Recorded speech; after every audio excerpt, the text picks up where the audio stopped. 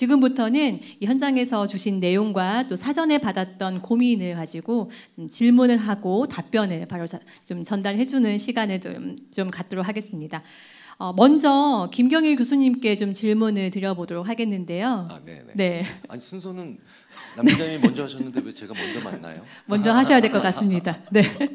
자, 교수님, 코로나19로 인해서 다들 행복하라고는 하셨지만 많이들 우울해하고 있거든요.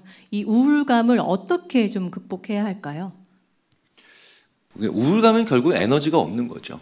에너지가 없는 거니까. 근데 물리적 에너지랑 정신적 에너지랑 똑같거든요. 그러니까 저희 인지심리학자들이 제일 싫어하는 말이 우리 선수들 전반전에 뛰었는데 체력은 바닥났으니 후반전에 뭘로 싸우라 그러죠? 정신력으로 싸우라 그러죠. 이게 되게 말이 안 되는 말입니다. 그러니까 체력이 떨어지면 정신력도 같이 떨어져요. 같은 건전지로부터 나오거든요.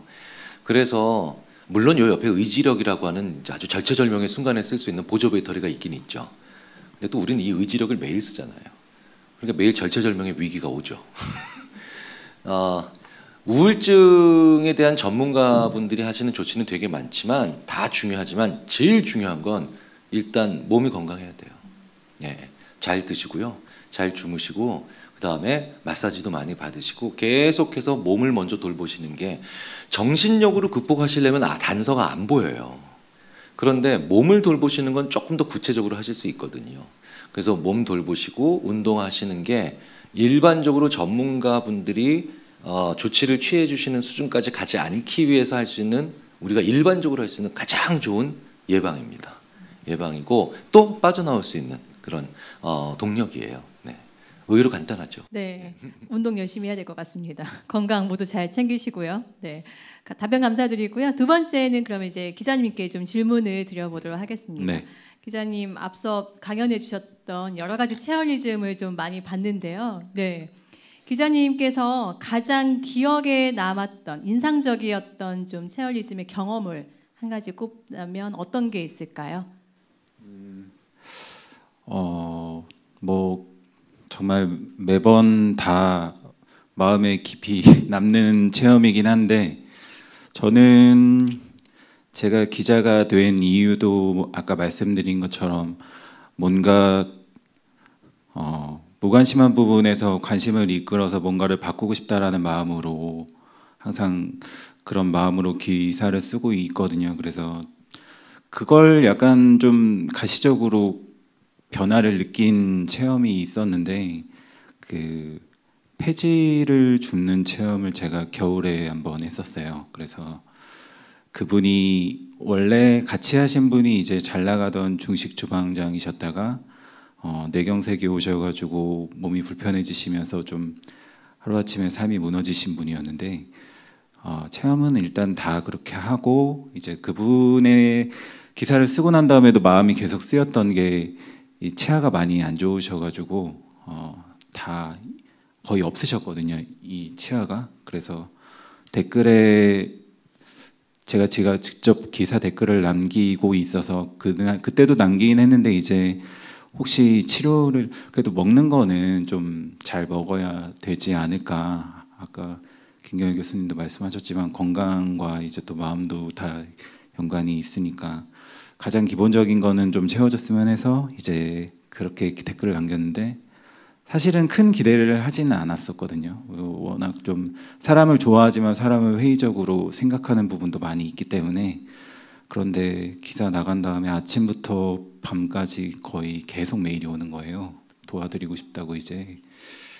그리고 그 다음날 다다음날에도 계속 메일이 와서 이제 그분도 특히 동네에서 치과의원 하시는데 치료를 직접 해주시겠다는 분도 나오고, 그래서 그 경험이 저한테는 이러려고 그 기자를 했지라는 생각을 좀 계속 남겨준 체험이어서 제 마음에 좀 남는 것 같아요.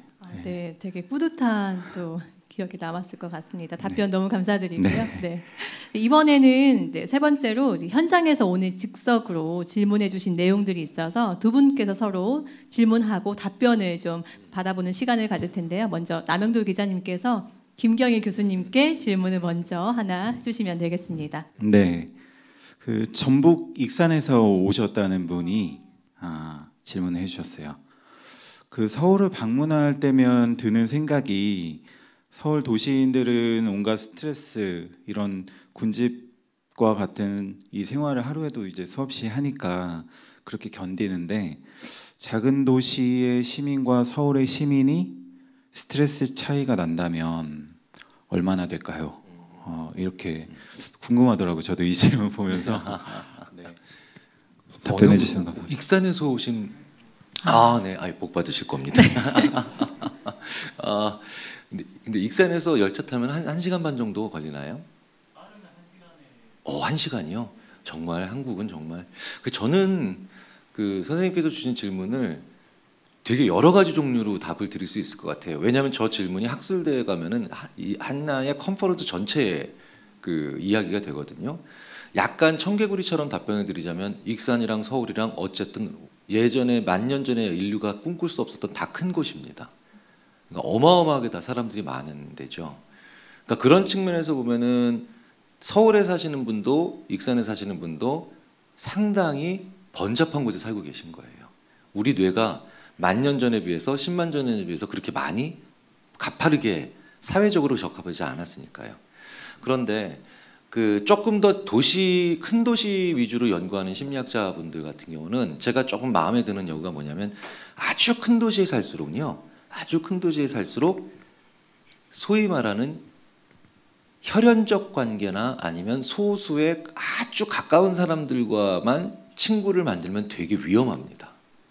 네. 왜냐하면 그런 친구 하나가 만약에 나랑 의절을 하면요. 많이 의절을 하면 그러면 내가 진짜 1000만짜리의 도시에 사는 외로운 한 마리의 늑대처럼 변하거든요. 반대로 조금 한적한 곳에 사시는 분들은요. 원거리에 있는 친구분들도 많이 확보를 하셔야 돼요. 예. 그런데 무슨 얘기냐면 좀 한적한 곳에 사시는 분들은 늘 가까운 혈연적 관계나 아니면 가까운 친밀감 있는 그 친구분들을 만드는 게 굉장히 쉬워요. 쉬운데 그분들은 그렇기 때문에 원거리에 있는 친구를 만드는 걸 별로 안 좋아하십니다. 그런데 되게 필요해요. 되게 필요해요. 지금 아이들이 그렇죠. 지금 아이들이 저한테 많은 질문을 이렇게 하세요. 얼마 전에도 제 고등학교 선배 한 분이 내 아이가 고등학교 1학년인데 학교랑 동네 친구가 별로 없어서 걱정을 하시더라고요. 근데 저는 답을 거의 일부분 알고 있었죠. 근데 그래도 안 보면 섭섭해 하시니까 집안끼리도 아니까 가족끼리도 아니까 그 고등학교 1학년이었던 제 선배 그 아들을 불러다 놓고 예를 들어서 형호야. 왜냐하면 제가 이 실명을 말씀드릴 수 있는 이유는 그 친구가 이건 얼마든지 우리 세대를 대표하는 얘기이기 때문에 하셔도 된다고 얘기를 했거든요. 형호가 저한테 그러더라고요. 제가 이렇게 엄마나 아빠가 걱정한다고 하니까 아니 근데요 아저씨 친구를 학교랑 동네에서만 사귀는 거예요? 이거 굉장히 놀라운 얘기죠. 그러니까 이미 사회가 도시든 농촌이든 뭐 아니면 뭐 어촌이든 이런 걸 만들어 놓고 있지만 이미 지금 10대나 20대들은 온라인상에서 훨씬 더 자유로운 만남들을 만들어가고 있거든요. 그러니까 제 딸아이 지금 제가 고3 중2 딸이 2명입니다. 고3 중2. 네. 2020년에 저도 참 복도 없죠. 그런데 고3 딸인 그 시원이와 중학교 2학년인 채원이한테 물어봐도 아이들이 동네와 학교 누군가가 정해놓은 30명, 누군가가 정해놓은 행정구역 이 안에서만 친구를 사귄다라고 하는 고정관념으로부터 빠져나온 지가 꽤 됐어요. 꽤 돼서 아이들이 굉장히 자유롭게 얘기를 하고 있고요. 그 부안 있잖아요. 부안 그 옆에 부안에 있는 친구랑 되게 친해요. 저희 채원이가. 예. 그 친구는 되게 자주 화상으로 얘기하고 1년에 한두 번씩 제가 만나는 걸로 또 알고 있는데 그런 면에서 봤을 때는 친구의 법칙도 상당히 변하고 있는 거죠. 자, 하지만 마지막으로 말씀드리겠습니다. 그럼에도 불구하고 스트레스는 당연히 도시가 압도적으로 높죠. 그거는 인구 10만 명당이라고 봐도 되고 그렇고 그 다음에 뭐 어떤 지수를 봐도 그렇습니다. 하지만 단 하나 한적한 곳에 사는 사람이 진짜 위험해지는 경우가 하나 있습니다. 좋아하는 걸 전혀 모르고 있는 사람이 한적한 곳에 살면 외로움에 견딜 수가 없어서 절망감이 아닌 무망감이 옵니다. 도시에 사는 사람들은 많은 걸 계속해서 치열하게 추구하는 것 같죠. 실제로 사실이고요. 그런데 그 과정에서 절망을 많이 해요. 그런데 한적하거나 조금 우리가 봤을 때 평화로운 지역에 사는 분들은 대부분 그렇지 않지만 소수의 분들이 하나도 내가 뭘 좋아하는지를 모르는 인생을 살아옵니다. 아까 말씀드렸죠. 책임 다하는 삶, 어른스러운 삶, 그리고 내가 어떤 주어진 일을 늘 완료하는 삶만 사신 분들은 이때 뭐가 오냐? 절망이 아니라 무망감이 와요. 무망감이 제일 무서운, 스트레스 중에서도 가장 무서운 거거든요. 그래서 그거는 각자 조심하셔야 될 유형이 좀 다르지 않을까 싶습니다. 제가 생각했을 때 제가 아는 거 다 털어놨습니다, 이제. 네. 네, 감사합니다. 자, 그럼 이번에는 김경일 교수님께서 남영도 기자님께 질문을 좀 하나 해주시겠어요? 드디어 제 순서가 왔습니다. 네. 네. 아니 왜냐하면 이거는 그 오신 분들이 주신 질문이기도 하지만 저도 올 때 이 생각을 할 수밖에 없었어요. 왜냐하면 제 친구들이 내가 오늘 남영도 기자님이랑 뭐 같이 이걸 한다라고 하니까 그 제 단톡방, 원래 친한 친구들 단톡방에 쓰잘데기 없는 내용 엄청나게 많이 얘기하잖아요. 근데 무조건 이거 물어보라고, 무조건 이거 보라고 여쭤보라고 이미 예측은 하셨겠지만 롯데타워 닦을 때 기분 어땠냐고. 그거 닦으실 때. 그거 꼭 물어보라고 하셔가지고. 태희야, 영철아, 내가 물어봤다.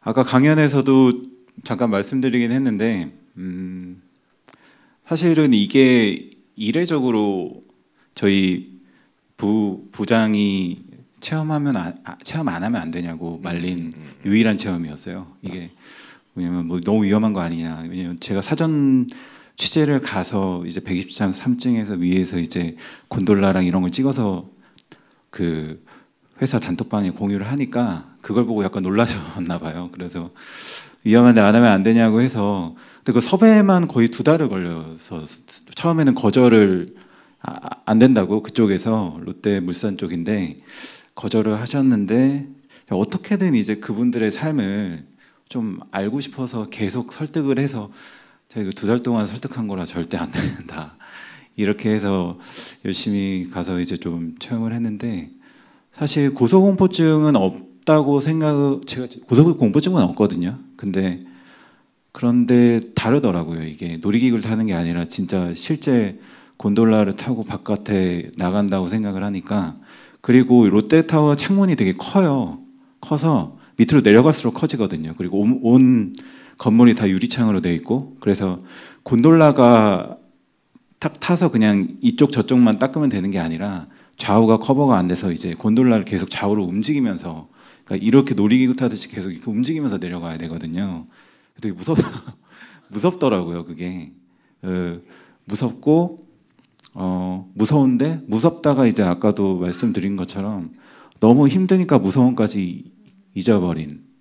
그래서 거기 있는 작업자분도 실제로 말씀하시는 게 일하면서 내려오는 게 아니면 이 일을 이렇게 공부를 견디면서 할 수 없을 거다라고 말씀을 하셨어요. 그리고 한 3, 4시쯤 끝나서 집에 와서 저녁에 피곤해서 자려고 누웠는데 계속 몸이 허공에 떠 있는 것 같은 기분이 드는 거예요.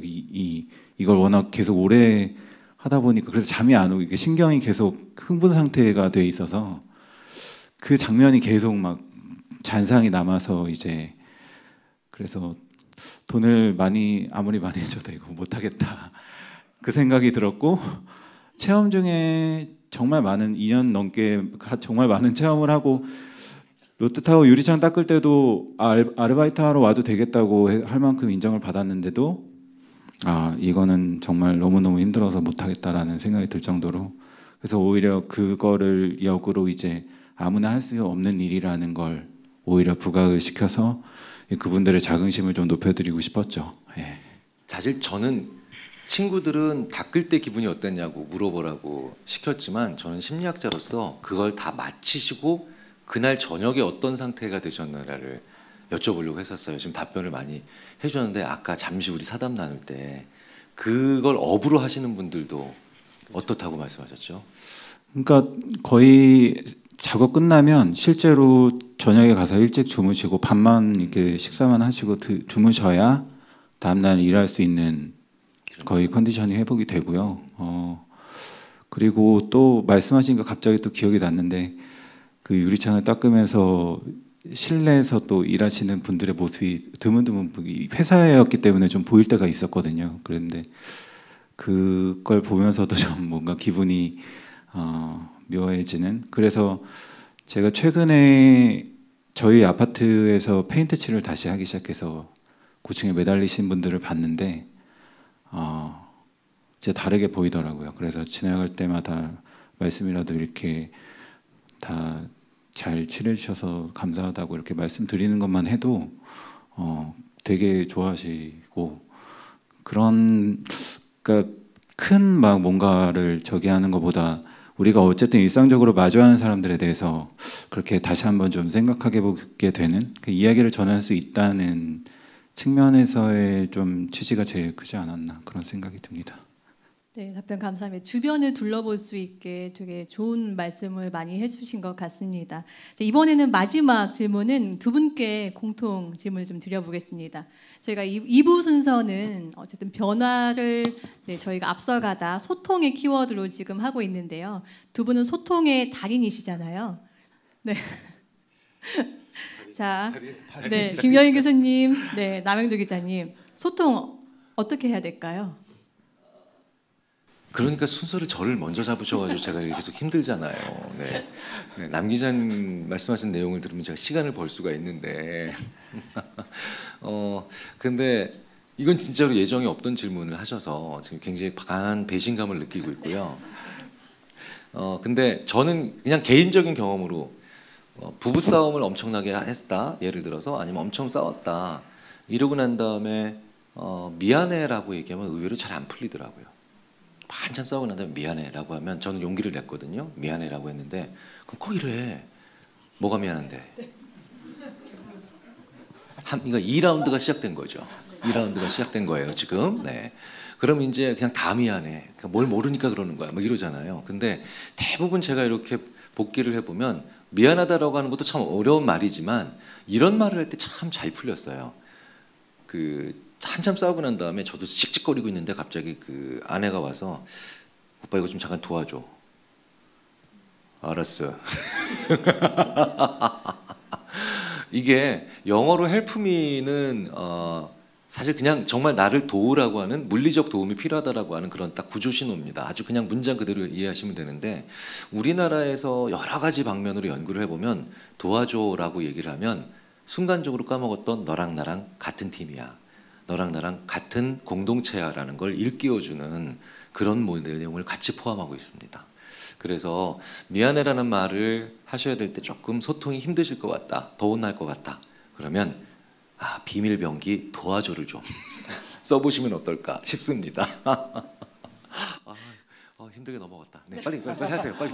네, 기자님은 어떻게 좀 말씀해 주실까요? 저는 인터뷰를 할 때 체얼리즘은 물론 되게 뛰어드는, 현장에 같이 뛰어드는 인터뷰이기 때문에 가까이서 많은 시간을 옆에서 이제 인터뷰를 하지만 제일 많이 하는 말은 그런 것 같아요. 그리고 이런 말을 제일 많이 했을 때 항상 그 취재원 분이 제일 많이 말씀을 이렇게 하게끔 하는 인터뷰를 되게 좋아하거든요. 그래서 그러셨겠어요, 힘드셨겠어요, 계속 이것만 계속 말씀을 하고 있어도, 얘기하고 있어도 정말 원하는 이야기를 다 꺼내 놓으시거든요. 그래서 마음을 여는 가장 좋은 방법이라고 생각을 하는데, 그러니까 크게 뭐 이야기를 하는 거에 대해서 막 평가를 하거나 섣불리 내 얘기를 하거나 이러는 게 아니라 충분히 그 사람이 이야기를 하고 싶게끔 꺼내놓을 수 있게끔 고개를 끄덕이면서 정말 그 마음, 근데 이제 고개만 끄덕이면 되는 게 아니고 이제 마음으로 어땠었겠구나라는 걸 충분히 느끼고 그거에 대한 반응만 간단히 보여줘도 그래서 예전에 발달장애 아이를 키우시는 어머님을 취재한 적이 있거든요. 체얼리즘으로 코로나19 때문에 이제 집에 갇혀서 아이만 돌보셔야 되는, 거의 그렇게 이야기를 들어드렸는데 6시간 동안 한 자리에서 일어나지도 않으시고 계속 이야기를 하시더라고요. 그러니까 너무 이야기를 하고 싶으셨던 거죠. 그래서 그걸 들어드리는 것만 해도, 아침부터 들어드렸는데 오후가 되니까 표정이 훨씬 좋아졌던 좋아지는 게 느껴져서 누군가와 소통을 하는데 아마 가장 중요한 부분이 아닐까 생각합니다. 그 사람의 마음을 알아주고 이야기를 꺼내놓고 싶게끔 그런 준비를 하는 게 좋지 않나라는. 교수님 앞에서 이런 이야기하니까 좀 부담스러운데.